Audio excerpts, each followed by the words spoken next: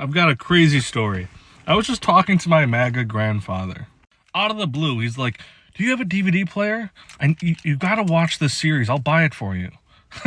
It's cute. That's very cute. He's like, it's a documentary, it's a series, and it's about how all these bankers and millionaires, you got Carnegie, Rockefeller, Vanderbilt, he's naming all these people, JP Morgan. He's like, they all disagreed with each other. There was a bunch of politics between them.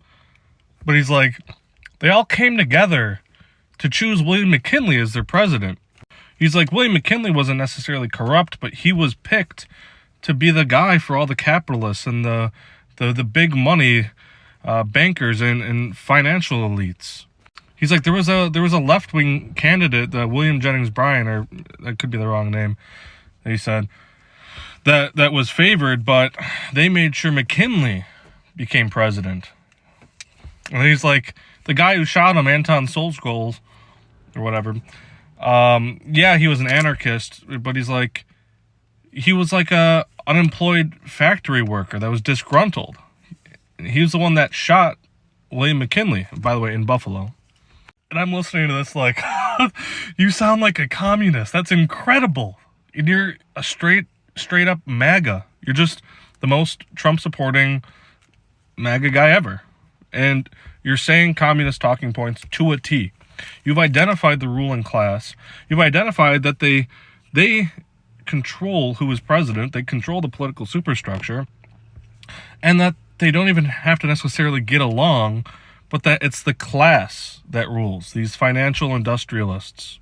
Then I told them all about Mother Jones, and I told them about Matewan and the miners' strikes, and how the first time the U.S. Army dropped bombs out of an airplane was on striking miners who decided to revolt and shoot the private detectives, police, and the U.S. Army that started a war with them.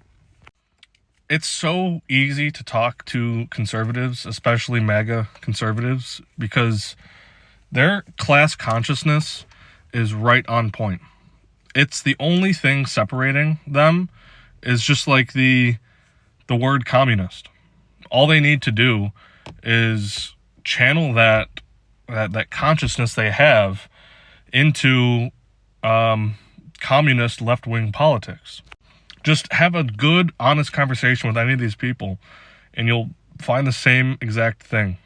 And then even after that, I told him how, well, he said in the documentary, he said also, by the way, that Matewan stuff was in that, but also that that this documentary cited only Washington and Lincoln as good presidents and had mostly negative things to say about everyone else. So they were all serving some ruling class.